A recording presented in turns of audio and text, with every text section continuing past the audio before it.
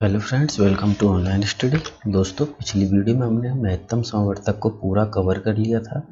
अब देखते हैं लघुत्तम समवर्तक के बारे में हम कुछ वीडियो। ठीक है, लघुत्तम समवर्तक की कुछ बेसिक ट्रिक्स हैं, कुछ बेसिक फंडामेंटल जो फॉर्मूले हैं वो पहले डिस्कस कर लेते हैं। लघुत्तम समवर्तक होता क्या है?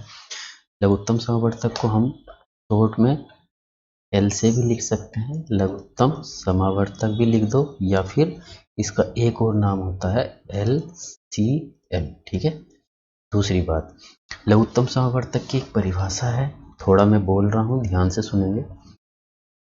जिस छोटी से छोटी संख्या को दी गई सभी संख्या पूरा पूरा विभाजित कर दे। ठीक है, क्वेश्चन रहेगा परिभाषा में, जिस छोटी से छोटी संख्या को दी हुई सभी संख्याएं पूरा पूरा विभाजित कर दें उसे लघुत्तम समावर्तक कहते हैं। अगर मैं एग्जाम्पल की बात करूं तो बहुत आसान तरीके से आप समझ सकते हैं। मैं कोई भी, मान लो ये 3 संख्याएं हैं, ठीक है, तो इन 3 संख्याओं का लघुत्तम समावर्तक आपको ज्ञात करना है। छोटी से छोटी वह संख्या ज्ञात करनी है। ठीक है, तो लघुत्तम समावर्तक ज्ञात करने के लिए वही बेसिक जो हमने महत्तम समावर्तक में पढ़ी है उसी के अकॉर्डिंग करेंगे, लेकिन इसके गुणनखंडों में थोड़ा सा हेर फेर करते हैं। जैसे 2 से डिवाइड करते हैं, 2 दूनी 4, 2 तिया 6, 2 चौक 8। फिर 2 से डिवाइड करेंगे तो 2 एकम 2, ये 2 आ जाएगा। फिर 2 से डिवाइड करेंगे तो उसके बाद 3 से कर देंगे, तो सारे गुणनखंड हमारे क्लियर हो गए। ठीक, तो इन सब को गुणा करते हैं यहाँ पर। ठीक है, वहाँ पर जो कॉमन फैक्टर जहाँ हमारा ये कटना बंद हो गया था यहाँ से, तो महत्तम समावर्तक में तो इस भाग को यहीं छोड़ देंगे, लेकिन इसमें सारे गुणनखंड हम जब तक सारे 1 1 ना मिल जाएं तब तक हम को डिवाइड करते रहेंगे, और वही हमारा क्या हो जाएगा, लघुत्तम समवर्तक हो जाएगा। ये 2 दूनी 4 दूनी 8 या 24, 24 क्या होगा हमारा लघुत्तम समावर्तक हो जाएगा। ठीक है, लघुत्तम समावर्तक की कुछ ज्ञात करने की कुछ विधि है। लघुत्तम समावर्तक ज्ञात करने की पहली विधि है, अगर पहली विधि की बात करें तो गुणनखंड विधि।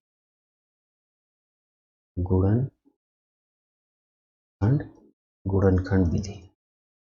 ठीक है, गुणनखंड विधि क्या होगी? सिंपल है, कोई भी क्वेश्चन जैसे अभी मैंने बताया उसके अकॉर्डिंग हम गुणनखंड विधि से कर सकते हैं। ठीक है, दूसरी विधि अगर देखें, दूसरी है भाग की प्रथम विधि। ठीक, भाग की प्रथम विधि ये लिखेंगे। भाग की 2 विधियों से हम निकाल सकते हैं। तो कैसे निकालेंगे? अगर हम कोई भी, जैसे एक एग्जांपल लें, नंबर ले लेते हैं जैसे 12 और 15 या 18, इसका लघुत्तम समावर्तक निकालना है तो कैसे निकलेगा? तो ये सबसे पहले किससे डिवाइड हो जाएंगी? 2 से, सबसे छोटी संख्या से देंगे। 2 छंग 12, 15 कटेगा नहीं, ये आ जाएगा 9। इसके बाद ये 2 से कोई सी संख्या डिवाइड हो जाएगी, 2 से ये भी हो जाएगी। अभी 2 तिया 6, 15 नहीं होने का, 9 भी नहीं होगा। लेकिन अब 2 से नहीं जाएंगे तो 3 से देख लेंगे। 3 एकम 3, 3 पंजे 15, 3 तिया 9। ठीक है, एक बार 3 से फिर चली जाएगी ये वाली संख्या, और फिर 5 से ये हमारी कट जाएगी। ठीक है दोस्तों, अब जितना भी फैक्टर हमारा आ रहा है, 2 गुणा 2 गुणा 3 गुणा 3 गुणा 5, तो जो ये आएगा हमारा लघुत्तम समावर्तक हो जाएगा। सारे जितने भी गुणनखंड कॉमन वाले भी और जो बचे वो, उन सबको मल्टीप्लाई करना पड़ता है। 2 दूनी 4 तिया 12 और गुणा 5 तिया 15 की गुणा करके जो भी आएगा वो हमारा आंसर हो जाएगा। ठीक है, 12 पंजे 60, 12 एकम 12, 6, 180 हमारा क्या हो जाएगा, लघुत्तम समावर्तक। ये पहली विधि हो गई। अब दूसरी विधि की बात करें तो वो भाग विधि होगी। यहाँ लिख देते हैं भाग की दूसरी विधि। भाग की, एक मिनट, भाग की दूसरी विधि। चलिए, दूसरी विधि के लिए अगर एग्जाम्पल देखें तो ये विधि वहाँ यूज करेंगे जहाँ 2 संख्याओं का गुणनखंड करना बहुत कठिन होता है, मतलब बड़ी संख्याओं में इसको लगाते हैं। जैसे हम एग्जाम्पल ले लें 576 तथा दूसरी कोई संख्या ले लें 396। 396 का एलसीएम निकालो, लघुत्तम समवर्तक क्या होगा। तो इसके लिए हम भाग विधि लगाएंगे। तो जो छोटी संख्या होती है 396 हमारी छोटी संख्या है, उससे हम बड़ी वाली संख्या में भाग दे देंगे 576। तो कितनी बार चली जाएगी, एक बार, तो 396। ठीक है, तो बचेगा कितना हमारे पास, 0, और यहाँ 17 में से 9 बचा 8 और 1। ठीक है, इसके बाद 396 जो ये वाला था हमारा, इसको यहाँ उठा लो और 180 से भाग देंगे तो 18 3 36, 2 बार तो चला ही जाएगा, 360 आ जाएगा, 6 3 36 बचा। अब जो 36 बचा उससे इस 180 में भाग दे देंगे, तो 36 से 180 में भाग देंगे तो ये तो हम जानते हैं गुणनखंड पूरा 180 पूरा बैठ जाएगा। ठीक है, ये आ गया 0। जब तक 0 ना आ जाए तब तक हम भाग देते चले जाएंगे। ठीक है, अब इस तरह हमने पहले बात की थी, ये क्या तरीका था, ये तरीका था महत्तम समवर्तक निकालने का। महत्तम, तो महत्तम समवर्तक हमारा कितना आ जाएगा, जो सबसे आखिरी वाला गुणनखंड है वो हमारा हो जाएगा महत्तम समवर्तक। ठीक है दोस्तों, हमें निकालना है लघुत्तम समावर्तक, ज्ञात करना है। ठीक है, तो एक फॉर्मूला है वो आप लिख लीजिए, बहुत इंपॉर्टेंट है। इस पे अगली सारी एक्सरसाइज इसी पे होगी। होगा होगा क्या, तो संख्याओं का गुणनफल बराबर होगा नट, दो संख्याओं का गुणनफल बराबर होगा महत्तम समावर्तक गुणा लघुत्तम समावर्तक। ये याद रखिएगा, दो संख्याओं का गुणनफल। तो दो संख्याएं कौन कौन सी थी हमारे, उनका गुणनफल कर देंगे, 576 गुणा 396, ये हो गया। महत्तम समावर्तक हमारा कितना आ गया था, 36, और हमें क्या निकालना था, लघुत्तम समावर्तक। ठीक है, तो लघुत्तम समावर्तक क्या हो जाएगा, लघुत्तम समावर्तक बराबर हो जाएगा 576 गुणा 396/36। और इस पूरे को सोल्व करेंगे तो कितना आ जाएगा, आप इसको सोल्व करेंगे तो जो आएगा वो हमारा एकदम राइट आंसर हो जाएगा। ठीक है, ये होगा लघुत्तम समावर्तक निकालने का दूसरा तरीका। ठीक है, पूरा हो गया लघुत्तम समावर्तक की भाग की और दूसरी सारी विधि हो गई। ठीक है, अब इसमें कुछ क्वेश्चन है वो देख लेते हैं। जैसे पहला क्वेश्चन है, वह छोटी से छोटी संख्या ज्ञात करनी है। ठीक है, जो 18, 21, 24, 27 को पूरी विभाजित कर दे। दोस्तों एक बात यहाँ ध्यान देना है, अगर वो बड़ी से बड़ी संख्या पूछ ले तो महत्तम समावर्तक, अगर छोटी से छोटी संख्या पूछ ले तो लघुत्तम समावर्तक। ये दो चीज आपको याद रखनी। तो वो छोटी से छोटी संख्या पूछने लगा है तो इनका क्या निकाल देंगे, लघुत्तम समवर्तक 18, 21, ठीक है, 24 और 27। करने का तरीका वही रखेंगे, गुणनखंड फैक्टर सबसे आसान, 2 से सबसे पहले देंगे, 2 नम 18, 21 का कुछ नहीं हो सकता, ये 12 हो जाएगा और ये हो जाएगा 27। उसके बाद फिर 2 से देखेंगे, 9 का कुछ नहीं कर सकते, 21 का कुछ नहीं होने का, 6 और 27।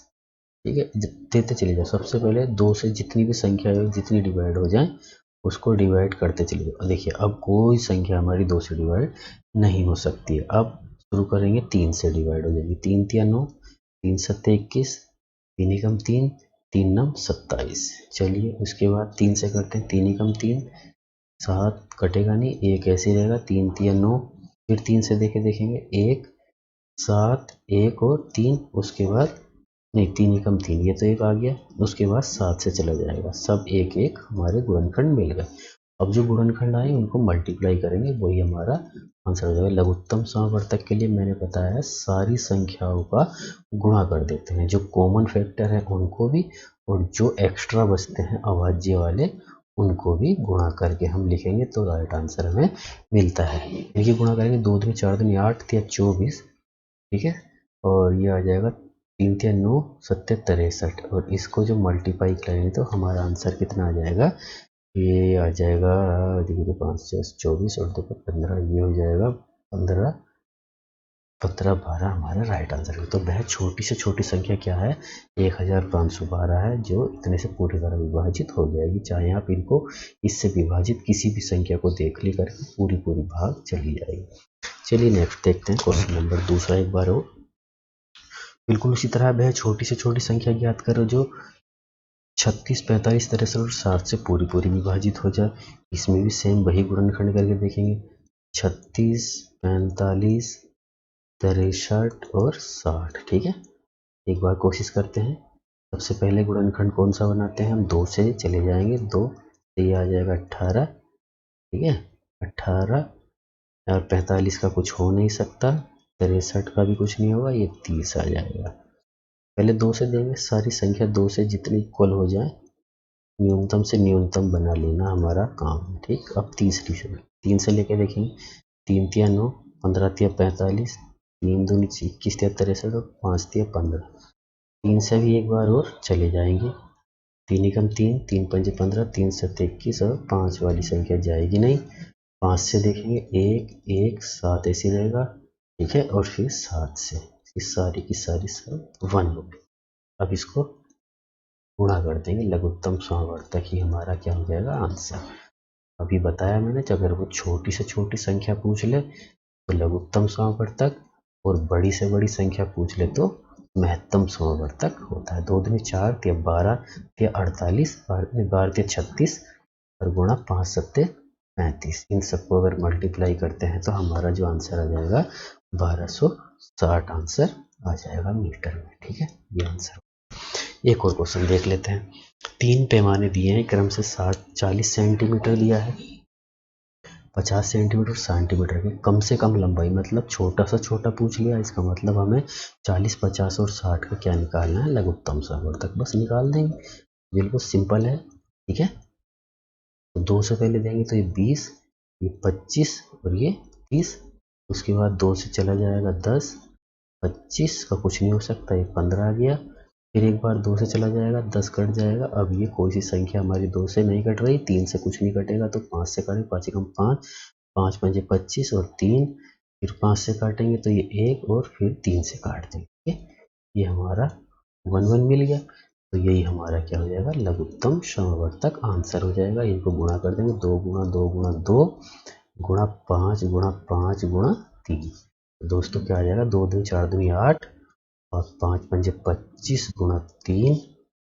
ठीक है, 8 गुणा 25 तिया 75 और 8 पंजे 40 और 8 सत्ते 56, 56 और 4 जो भी आएगा हमारा राइट आंसर हो जाएगा। ठीक है, 600 इसका पूरा पूरा बैठ जाएगा। 600 सेंटीमीटर भी लिख दो या 6 मीटर भी हम इसको लिख सकते हैं। ये हमारा राइट आंसर हो जाएगा। ठीक है, चलिए एक और देख लेते हैं।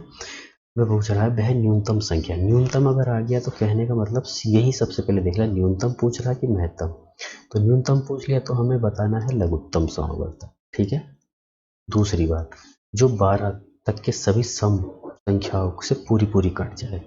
ठीक, तो 12 तक की सारी सभी सब संख्याएं लिख लो। 2, 6 नहीं, 1 मिनट, 4 तो छूटी गई। सम संख्याओं की बात कर रहे ना, 8, 10 और 12, ये इतनी सारी संख्याएं हैं। इन सब का हम क्या निकालेंगे? लघुत्तम समावर्तक निकालेंगे। चलिए सोल्व कर लेते हैं। 2 से करेंगे, ये 2, ये 3, ये 4, ये 5, ये 6। फिर दोबारा देखते हैं 2 से, ये तो हो गया, ये भी नहीं हो गया, ये भी बचा, ये और ये बचेगा 3। एक बार और कर लेते हैं 2 से, इसका कुछ नहीं होगा, ये खत्म और ये बचेगा। फिर 3 से देखें, देखिए ये 1 है पहले से, ये 1 हो जाएगा, ये 1 है, इसका कुछ नहीं हो सकता, ये 1 हो गया और उसके बचा 5। इस सारे से सारे 1 बन जाएंगे। ठीक है, अब इनको क्या हम गुणा कर देंगे, वही हमारा आंसर हो जाएगा। जैसे 2 गुणा 2 गुणा 2 गुणा 3 गुणा 5, तो गुणा करने पे क्या मिलेगा? 2 दूनी 4 दूनी 8 तिया 24। ठीक है, 24 गुणा 5 कर देंगे, वो हमारा आंसर आ जाएगा। 5 चौक 20, 5 दूनी 10 और 2 12। ठीक है, ये हमारा वो संख्या हो जाएगी जो हम निकालना चाह रहे हैं। यह वह न्यूनतम संख्या है 120 जो 12 तक के सभी सम संख्याओं से पूरी पूरी कट जाएगी। देख ली चाहे आप, 120 एक वो संख्या है जो 2 से भी कट जाएगी, 4 से भी कट जाएगी, 6 से भी, 8 से भी, 10 से भी, 12 से भी। ठीक है दोस्तों, तो उम्मीद है कि आपको लघुत्तम संवर्धक की बेसिक ट्रिक समझ आ गई होगी। अब लघुत्तम संवर्धक और महत्तम संवर्धक के कंबाइंड क्वेश्चन हम अगली वीडियो में सोल्व करेंगे। उसमें वो क्वेश्चन भी होंगे जो पिछली बार एग्जाम में आए हैं, किसी भी एग्जाम के हो सकते हैं। ठीक है, चलिए मिलते हैं नेक्स्ट वीडियो में, तब तक आप इसको अच्छे से प्रिपेयर करिए। नमस्कार।